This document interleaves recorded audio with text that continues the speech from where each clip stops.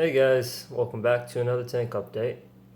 So I just want to say thank you for all the people who have been subscribing to me.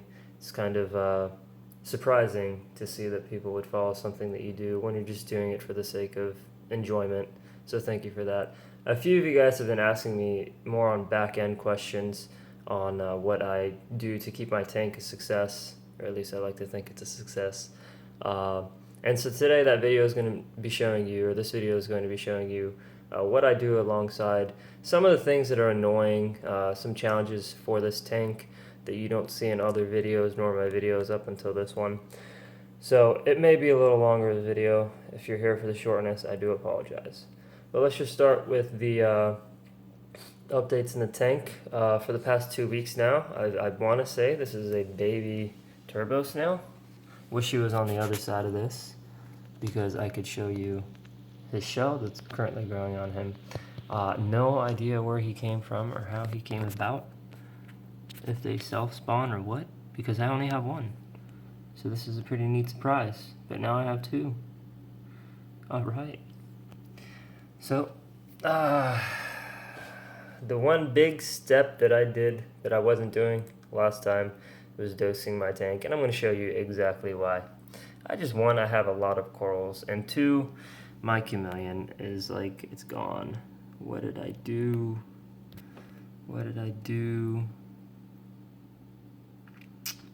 So sad. There's still one little nib left right here. So hopefully it'll bounce back. When I dosed, actually that's a different story, we'll go into it later, don't worry about it. So I need to, okay, also the obvious on the glass. We got some brown algae, I think. You can see it on the circulation pump as well. And this is something that comes about every about 5 or 6 days. You just have to go in there and scrub it off. Is there another way to prevent it? I'm not sure because my parameters are absolutely gorgeous. We'll talk about that. We'll talk about that in a second. Also, I just woke up, so sorry. And here's some more of that on the corner. So this is the kind of stuff you don't see in this tank. I didn't want to scrub it off. One, because I just don't want to do it right now. It's kind of early. And two, I just want to show you guys some of the nuisances to this tank that you will be facing.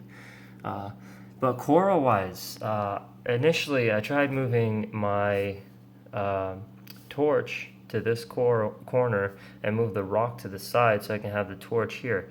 And my gosh, this guy's not even fully open right now. I was not expecting him to be so big. I put him here, and my red blasto, there used to be a head that's facing us. Half of it was just stung. So, and this happened over the course of maybe 2 hours as I was sleeping, and it happened in the morning when it started to open up. But it's had a week to bounce back, and now it's getting better. Big news, big news.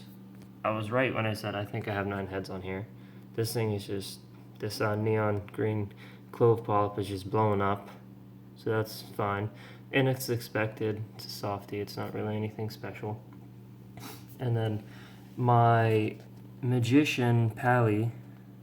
Well, I guess I can't show you all this stuff as I wanted to because the glass is not.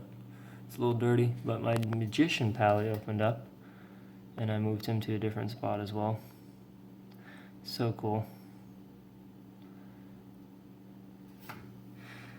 You can see, well, he's closed now because of the hermit crab, but my Sunny D started to extend, and it wasn't because of a lack of light. It was because when I moved my hammer up top, he opened so much that he put my Sunny D in the shade, and so my Sunny D started to get shadowed or extend because of the lack of light. And so I just moved the rock back to take care of that. So it's just a bunch of rock movement. Biggest news, I would say, if you're coming over to the side to look at my frog spawn, my frog spawn, one of its heads is turning into 2. It's already got 2 heads. If you can see these green dots, 1 and 2. And that started to happen about 2 weeks ago as well, before I started dosing. And it was really cool. It was like a bubble film that formed in the center, and then about 4 days later, the second head mouth, I guess, or the center of it, was shown. Fish wise, you guys can see I got rid of my starfish, sorry for the shaking, and I also got rid of the shrimp. I got rid of the shrimp because one, it was a nuisance for me to kind of feed. I was trying to feed a bit extra since I feed so little in this tank, and that's part of why my tank is usually so stable. Except for this lately, this has been going on for like pretty much since I got rid of the other two stuff. So I want to say my tank's just trying to find its balance again with the livestock that's in it. And well, I pretty much gave them away. I don't really. Actually, I think it was someone on Facebook group, but unimportant. Anyways, tank's doing much better now. The rocks at the time were all brown, just covered in it because there was just so much bioload from my overfeeding, and now it's just easy. I feed about 4 crushed pellets to these clowns, and that's plenty enough to keep the tank stable while also feeding the fish. And then update on my SPSs. No significant growth that I've seen so far. Sorry, this is really hard with the glass being dirty. No significant updates.